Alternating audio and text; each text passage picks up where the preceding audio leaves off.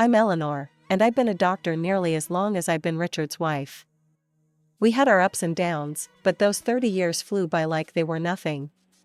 Our house, big and cozy, was always filled with the sounds of life, especially when the boys were young. James and Oliver, our sons, were as different as night and day, yet they both brought their own kind of joy into our lives. Richard and I, both doctors, worked hard to build a comfortable life. We managed to buy a couple of apartments over the years, renting them out for some extra income. Life seemed set on a good path, until the day Richard came home looking pale and more serious than I'd seen in years. "Eleanor, we need to talk," he said, his voice grave as he dropped his medical bag by the door. "Had some tests done last week. The results, they came back. It's cancer, Eleanor." The months that followed were a blur of hospital visits, treatments, and endless waiting rooms. Richard fought hard, but the cancer was merciless. Watching the strongest man I knew wither away was torture. No amount of medical training prepares you for that. One evening, as we sat quietly in the living room, Richard took my hand. "Eleanor, if things don't go our way, you need to make sure everything's sorted with the boys. The will's all done. You'll be fine financially." Not long after, he was gone. The funeral was a somber affair. Family, friends, and colleagues, people came from all over to pay their respects. But it was the quiet at home after everyone left that hit me the hardest. Empty spaces Richard used to fill, his things just where he left them. It hurt to see, to remember. A few days post-funeral, I was in the kitchen trying to make sense of leftover food when James stormed in, his face all twisted up in worry and anger. Oliver trailed behind him, looking like he wanted to be anywhere but here. "Mom, we need to talk about Dad's will," James said, cutting straight to the chase as he always did. I sighed, setting down the cling film. "Yes, I know. Your father left everything to me. He wanted to make sure I was taken care of." James slammed his hand on the counter. "But what about me and Oliver? We're his sons. It's not right that we get nothing now." Oliver piped up, trying to smooth things over. "James, let's not jump into this so hot-headed. Mom's still grieving. We can sort this out without arguing." James shot him a glare. "Easy for you to say. You're not thinking about the future. I am." I leaned against the counter, feeling the weight of their stares. "Your father and I built this together. He trusted me to handle things. But I hear you, James. It's not my plan to cut you out." "So, what, then?" James said, crossing his arms, his voice rising a notch. "We just wait until, what? You think it's a good time to give us our share?" "James, watch your tone," I snapped, my patience fraying. "I am still your mother." Oliver stepped between us, his hands up like a referee. "Both of you, please. This isn't helping. Mom, maybe there's a middle ground here?" I nodded, rubbing my temples. "Okay, here's what we can do. The apartments your father and I invested in." "The ones downtown?" James interrupted. "Yes, those," I continued, shooting him a look that told him to zip it for a minute. "I was thinking, you each take one. They're yours to live in or rent out. And from the savings, let's say $25,000 each, to help you get started on whatever you need." James chewed on his lip, clearly doing the math in his head. "And the rest of the stuff? The house, the money? That stays with me. For now. When I'm gone, it'll come to you, as per your father's wishes," I said firmly. James looked like he wanted to argue more, but Oliver nudged him. "Let's think about this, man. It's a fair start. Mom's not leaving us in the cold." James finally nodded, tight-lipped. "Fine. But I want this in writing, Mom. No more surprises." Of course, I agreed. "We'll get everything documented properly." As they left the kitchen, I could hear Oliver hissing at James. "Give her a break, will you? She's doing her best." James muttered something under his breath I couldn't catch, and I didn't really want to. As I washed up the dishes, I wondered if Richard could see us, and what he'd think. I hoped I was doing the right thing, but only time would tell. And time, that tricky thing, wasn't always a friend.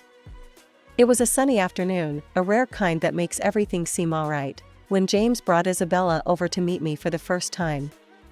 They hadn't been dating long, but James was already head over heels. You could tell by the way he was fussing over her, which wasn't like him at all. They walked in, and right off the bat, Isabella had this air about her, like she owned the place.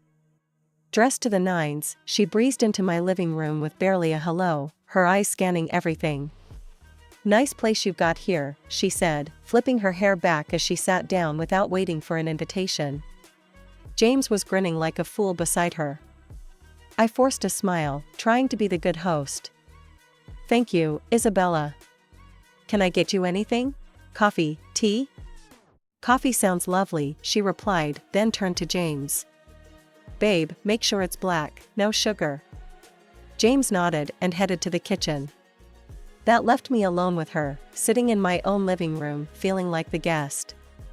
The silence was awkward until she broke it. "So, James tells me you're pretty well off," she started, eyeing the decor. "I'm used to a certain standard, you know? My parents made sure of that." "That's good to hear," I said, not sure what else to add. James came back with the coffee and handed Isabella her cup. She took a sip and made a face. It's all right. Anyway, we've been discussing our future together. Planning ahead, you know? That's wise, I said, glancing at James, hoping he'd give me some clue about where this conversation was heading. Isabella set her cup down. Yeah, and speaking of planning, we were thinking about the wedding. You know I want something special, James has probably told you. I saw this place, perfect for a rehearsal dinner, but it's a bit pricey. It's about $30,000. I choked on my coffee. $30,000? Just for the rehearsal dinner? James jumped in. Mom, it's important to Bella.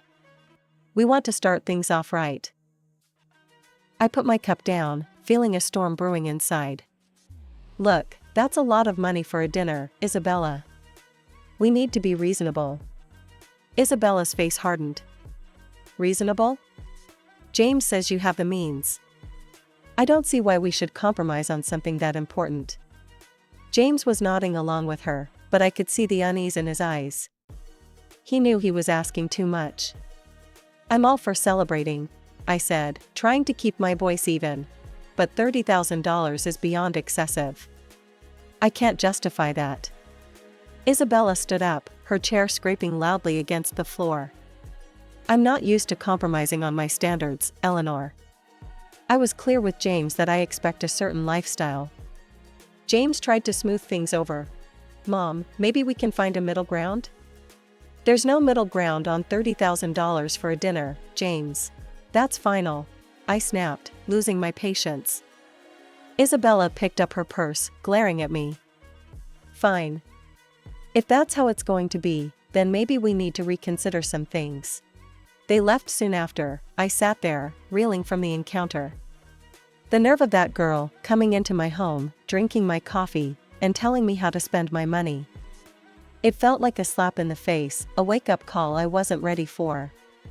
I was out at the grocery store when James and Isabella decided to drop by again. By the time I got home, Oliver was awkwardly entertaining them in the living room. The atmosphere was tense, the kind that makes you want to turn around and leave, but it was my house, so I braced myself and walked in. Isabella, all dolled up as usual, handed me a list as soon as I set down my grocery bags. Eleanor, we thought a lot about the wedding gifts, and here's what we've settled on. I hope this will be easier for you to handle. I skimmed the list she first handed me. It was surprisingly sensible: kitchen appliances, some nice china, even a couple of pieces of furniture. This seems quite reasonable, I said, feeling a momentary relief. I think these are wonderful choices. Really? James looked at Isabella, a hopeful expression crossing his face. But just as I was about to discuss where we could buy these items, Isabella's expression changed abruptly. She gasped, "Oh no, this isn't right. Give that back." She snatched the list from my hands and rummaged through her purse, pulling out another sheet of paper. "Here's the actual list." This new list was nothing like the first. It included an apartment, a luxury car, an exclusive vacation, and even diamond jewelry. My jaw dropped. "Is this some kind of joke?" Isabella didn't flinch. "No joke, Eleanor. These are the gifts we expect. Only the best for our wedding." I stared at her, then at James, waiting for him to say something, anything to suggest he didn't agree with this madness. But he just stood there, looking between us, clearly conflicted but silent. I couldn't hold back. "James, why are you letting her do this?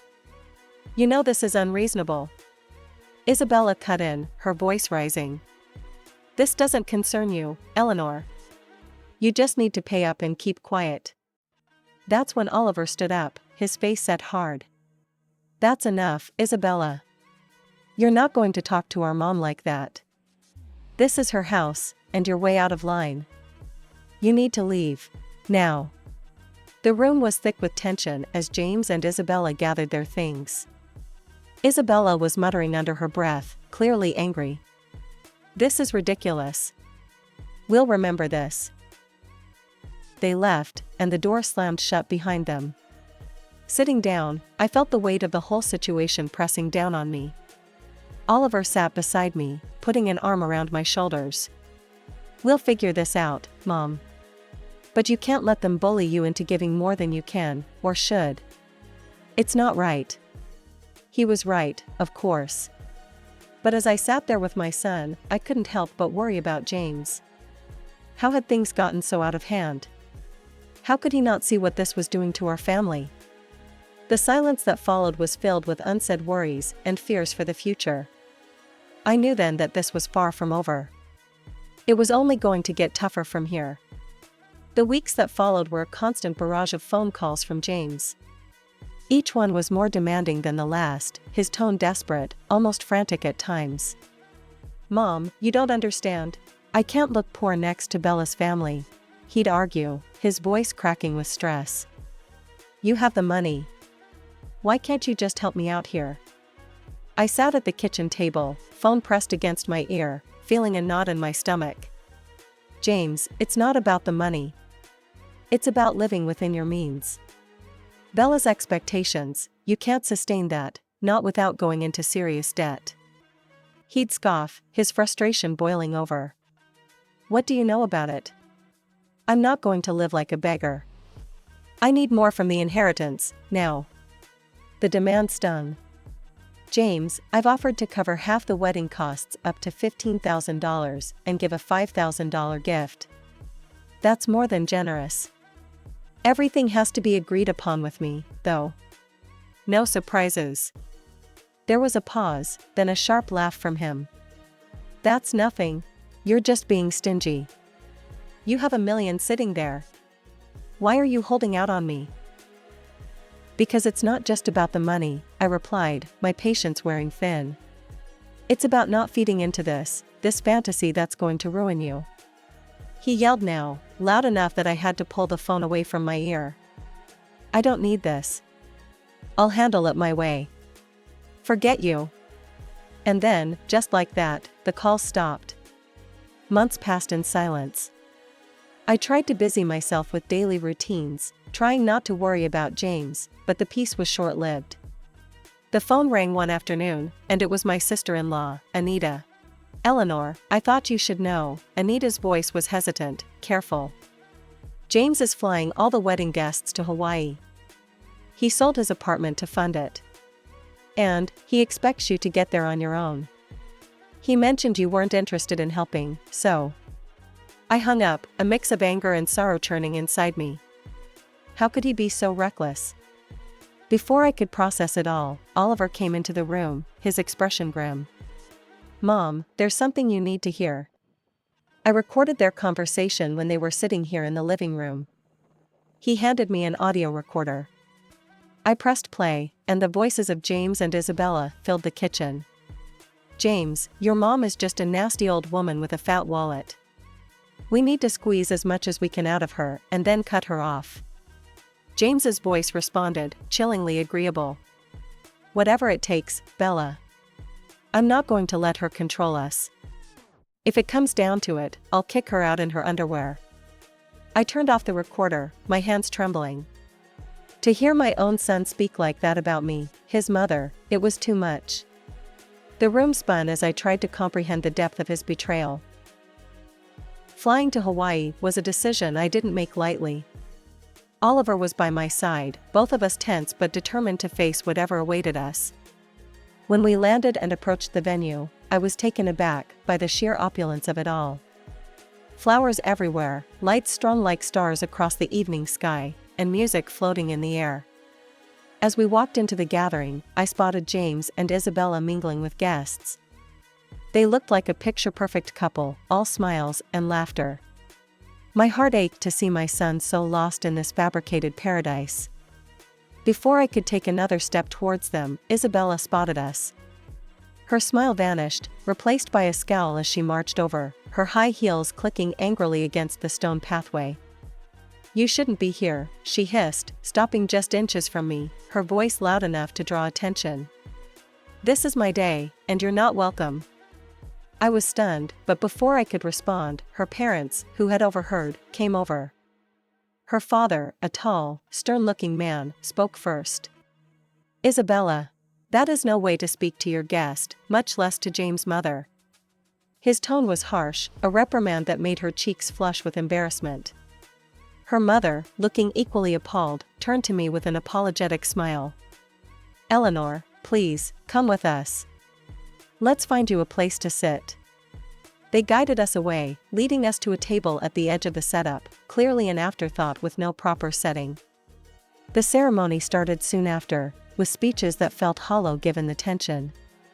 Then, unexpectedly, I was handed the microphone. I stood, my legs shaky, but my resolve firm. I came here today to wish my son and his new wife a happy future, I began, my voice steady despite the trembling inside. But I also believe in honesty and integrity, something that's been sorely missing from the events leading up to this day.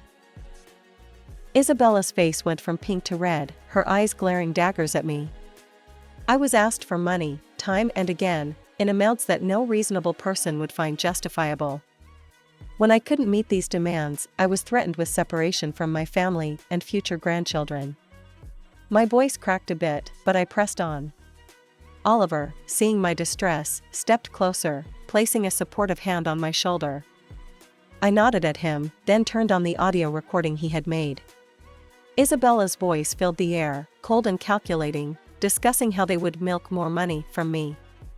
James' voice agreed, saying he was prepared to leave me with nothing for the sake of his bride. The crowd murmured, the air thick with shock and disapproval. I turned off the recorder, the silence heavy. I gave my son an apartment and $25,000, and yet, it was never enough. Today, I'm making it clear, I will not be treated as an ATM or threatened. I am disowning James and Isabella. I wish them well, but from this day forward, I am choosing to remove myself from their lives. The reaction was immediate. Isabella screamed, her voice shrill and wild. You've ruined my wedding. I curse you. After everything that had happened, coming back home was bittersweet. In the quiet, I made a decision that startled even me. I quit my job. I'd spent years healing others as a doctor, but now, it was time to heal myself and rebuild the life that the recent storms had scattered. Oliver, bless his heart, had just graduated from art college and was brimming with ideas and ambition. With the $25,000 I had given him, he opened his own tattoo parlor. It wasn't just any shop, it quickly became a place where art and skin met in stunning displays. Oliver poured his soul into his work, and it paid off. He started entering tattoo contests, and soon enough, his name was on every local's lips. Before we knew it, he was opening more locations, creating a network of salons that became a hotspot for tattoo enthusiasts. I'd watch him sketch late into the night, his dedication a stark contrast to the chaos his brother had chosen. You're doing amazing, Ollie, I'd say, pride swelling in my chest. It was during these calm months that James reappeared.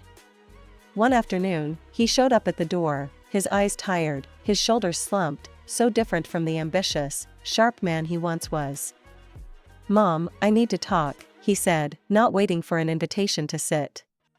His voice was weary, a far cry from the demanding tone I'd grown accustomed to.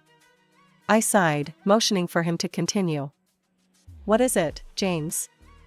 "It's Bella, she's driving me insane. Wants more and more, nothing's ever enough.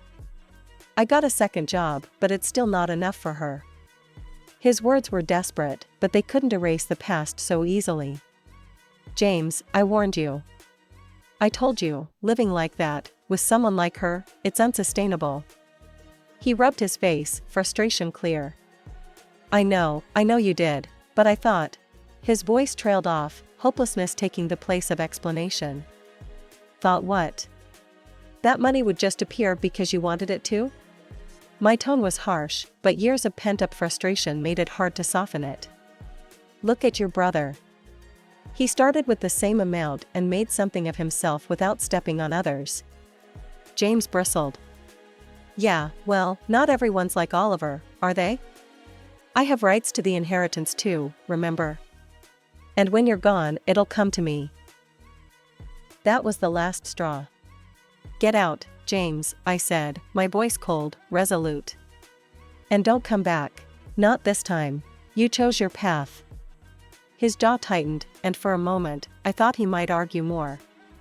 But then he turned and walked out, the door slamming shut behind him. As I stood in the silence that followed, Oliver came downstairs, having heard the last part of our exchange. "Are you okay, Mom?" I nodded, wrapping my arms around him. "I am now. Thanks to you. Let's just focus on the good we can do, on the life we can build." He hugged me back, his presence a comforting assurance that not all was lost. In that moment, I knew that despite the heartaches, the journey was still worth it. We had each other, and that was enough to keep moving forward. After the storm had passed with James, our home settled into a calm I hadn't felt in years. It was during this quiet period that Oliver brought someone special home. Her name was Sarah, and she was everything Isabella wasn't: kind, humble, and genuinely caring. As the weeks turned into months, their relationship grew stronger, and soon they announced their engagement. The wedding, unlike the extravagant affair that was James, was a simple, heartfelt ceremony in our backyard. Flowers from the garden, homemade decorations, and a small group of close friends and family made the day perfect. During the reception, I pulled Oliver aside. "You've chosen a wonderful woman," I said, my voice thick with emotion. He squeezed my hand. "I learned from the best," he replied, giving me a knowing look. Life moved quickly after that. They sold the apartment I had given Oliver, adding a bit of their savings to buy a small, cozy house just a few miles away. One sunny afternoon, while we were having tea in their new living room, Sarah shared some news. "Eleanor, we're expecting twins," she announced, her eyes shining with excitement. I nearly dropped my cup, overwhelmed with joy. "Twins? Oh, my goodness, that's wonderful." Oliver beamed, his pride evident. "We wanted you to be the first to know." "We're really happy, Mom." "Twins," I repeated, letting the words sink in. "Grandchildren." It was a new chapter, one I was eager to start. As for James, news from him was sparse. The last I heard, he had divorced Isabella. She had taken nearly everything in the split, leaving him to start over in another city. Despite the pain he had caused, it hurt to know he was out there somewhere, struggling because of his choices. One evening, as I sat looking through old photo albums, Oliver came and sat beside me. He noticed a picture of James and me from years ago. "Do you ever hear from him?" he asked softly. I shook my head. "No. After everything, he's chosen his path, and I have to respect that, even if it breaks my heart." Oliver put an arm around me. "He's still my brother, Mom. Maybe one day, he'll come around." "Maybe," I agreed, not really sure if I believed it. "But for now, we have plenty to keep us busy, especially with those twins on the way." Oliver chuckled. "Yeah, you're about to be the busiest grandma in town." We both laughed, the sound filling the room with warmth. Despite the past, despite the mistakes and heartaches, this moment, here with Oliver, felt like everything was exactly as it should be. Life was moving on, and so were we, with new hopes and dreams just on the horizon.